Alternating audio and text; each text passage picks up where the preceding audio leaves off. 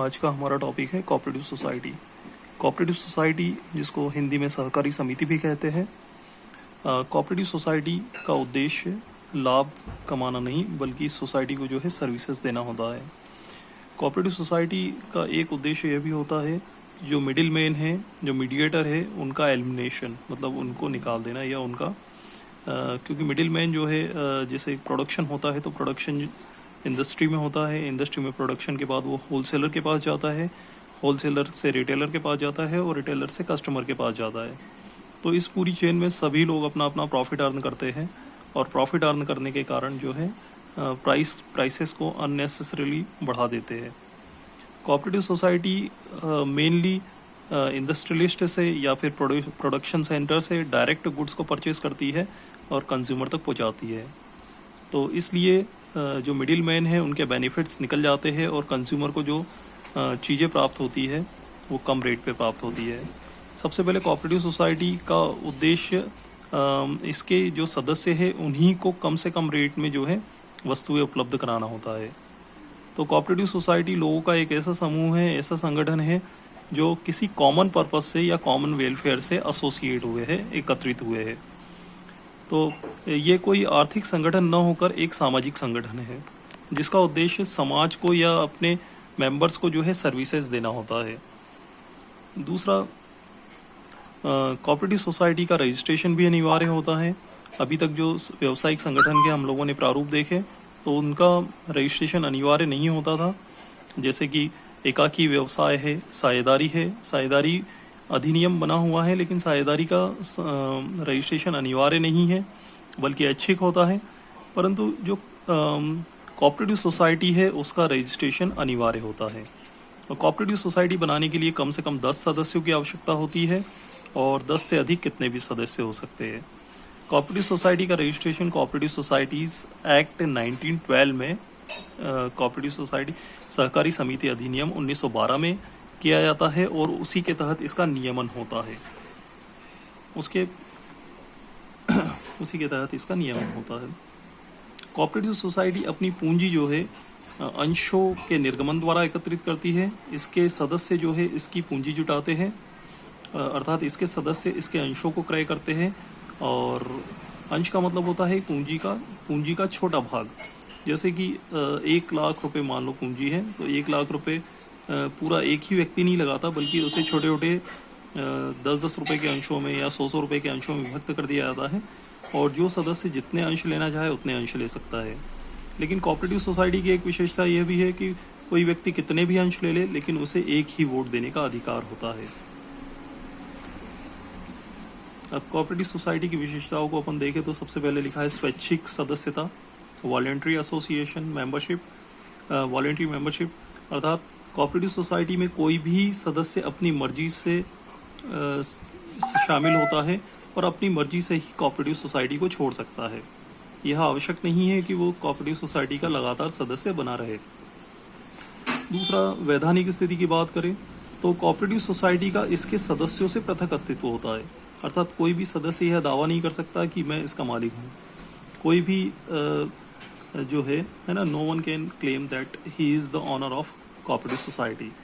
And cooperative society can sue, cooperative society किसी और पे शूट कर सकती है, केस कर सकती है, मुकदमा दर्ज कर सकती है, और उसी तरीके से अन्य लोग भी जो है कोऑपरेटिव सोसाइटी पे मुकदमा कर सकते हैं, जैसे किसी एक साधारण व्यक्ति पर किया जाता है। और ये सारे मुकदमे कोऑपरेटिव सोसाइटी के नाम से होते हैं। तीसरी इसकी विशेषता है सीमित दायित्व। सीमित दायित्व का मतलब ये होता है कि कोऑपरेटिव सोसाइटी में जो सदस्य शामिल होते हैं उनके दायित्व सीमित होते हैं। सीमित अर्थात जो है उनके द्वारा जितनी पूंजी लगाई गई है बस उनका उतना ही दायित्व होता है, उससे ज़्यादा कोई दायित्व के लिए मांग नहीं कर सकता। इससे ज़्यादा उनकी संपत्ति से कुछ भी रिकवरी नहीं की जा सकती। नियंत्रण, कोऑपरेटिव सोसाइटी में का नियंत्रण जो है इसकी जो निर्वाचित समिति है उसके हाथों में होता है, या निर्वाचित समिति है उसके हाथों में होता है, अर्थात निर्वाचन द्वारा या इलेक्शन द्वारा इसकी समिति का गठन होता है जो इसके सदस्य करते हैं। अगली विशेषता है इसका डेमोक्रेटिक सेटअप या प्रजातांत्रिक संगठन। प्रजातांत्रिक संगठन से आशय कोऑपरेटिव सोसाइटी जो है एक डेमोक्रेटिक सेटअप होता है अर्थात इसमें जो सदस्यों का, इसके रिप्रेजेंटेटिव का या इसके बोर्ड ऑफ डायरेक्टर्स का जो सिलेक्शन होता है इसके सदस्यों द्वारा किया जाता है। कोऑपरेटिव सोसाइटी के सदस्यों की हर साल कम से कम एक बैठक होती है और जिसे वार्षिक बैठक कहा जाता है, एनुअल जनरल मीटिंग कहा जाता है। इस जनरल मीटिंग में सभी सदस्यों को बुलाया जाता है और सभी सदस्य जो है उन्हीं सदस्यों में से कुछ सदस्यों को जो है इसके डायरेक्टर्स के रूप में या इसके संचालक के रूप में चयनित करते हैं, जो समिति को अपना समय दे सकते हैं और समिति को सही तरीके से संचालित कर सकते हैं।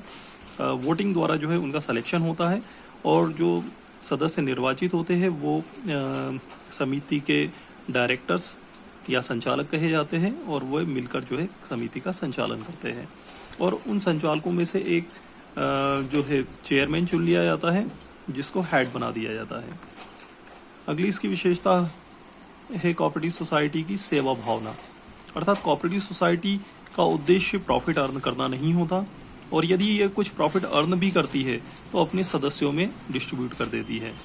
हालांकि प्रॉफिट अर्न करने के बाद इसे कम से कम 25% जो है इसके रिजर्व में ट्रांसफ़र करना होता है और कुछ भाग जो है ये डेवलपमेंट में लगाती है और बाकी का अपने सदस्यों में डिस्ट्रीब्यूट कर देती है।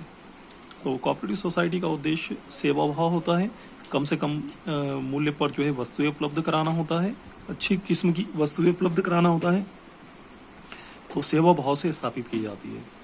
कोऑपरेटिव सोसाइटी की अगली विशेषता है वोट की समानता, इक्वलिटी इन वोट। कोऑपरेटिव सोसाइटी का एक प्रिंसिपल होता है वन मैन वन वोट। अर्थात यहाँ पर कोई सदस्य कितने ही अंश ले ले, कितने ही अंशों का क्रय कर ले, परंतु उसे एक ही वोट पावर प्राप्त होती है। अर्थात वो एक से अधिक वोट नहीं दे सकता, जबकि कंपनी में ऐसा नहीं होता। कंपनी में जो है जितने अंश है आपके पास उतने आप वोट दे सकते हो, लेकिन कोऑपरेटिव सोसाइटी के जो मेंबर्स हैं उनको केवल वन मैन वन वोट का ही अधिकार होता है। अगली विशेषता है कोऑपरेटिव सोसाइटी की सरकारी सहायता, गवर्नमेंट सपोर्ट या गवर्नमेंट सब्सिडी। कोऑपरेटिव सोसाइटी को लगातार ही गवर्नमेंट सब्सिडी या गवर्नमेंट की सहायता मिलती रहती है। कोऑपरेटिव सोसाइटी जो लोन लेती है तो उस पर सब्सिडी मिलती है, टैक्सेस लेती है। कोऑपरेटिव सोसाइटी को जो टैक्स लगते हैं तो उसकी दरें भी अन्य संगठन, जो व्यावसायिक संगठन के प्रारूप है उससे कम है। तो ये सारी कोऑपरेटिव सोसाइटी की विशेषता होती है। इसके अलावा इसमें मैंने आपको एक अमूल का एग्जाम्पल भी दिया है, जो कि एशिया का सबसे बड़ी कोऑपरेटिव सोसाइटी है, जिसका काफ़ी बड़ा सेटअप है। अमूल लगभग 21,20,000 किसानों से प्रतिदिन लगभग 4,47,000 लीटर दूध इकट्ठा करता है और दूध को पैकिंग करके विभिन्न ब्रांड के तहत जो है सेल करता है। दूध से मक्खन, घी और इसके अलावा जो है अनेक तरह की मिठाइयाँ, काफ़ी तरह के उत्पाद बनाता है और सेल करता है। तो ये एक अच्छा एग्जाम्पल है कोऑपरेटिव सोसाइटी का और जो सक्सेसफुल भी है। तो आप देखिए ध्यान से इसे। ओके।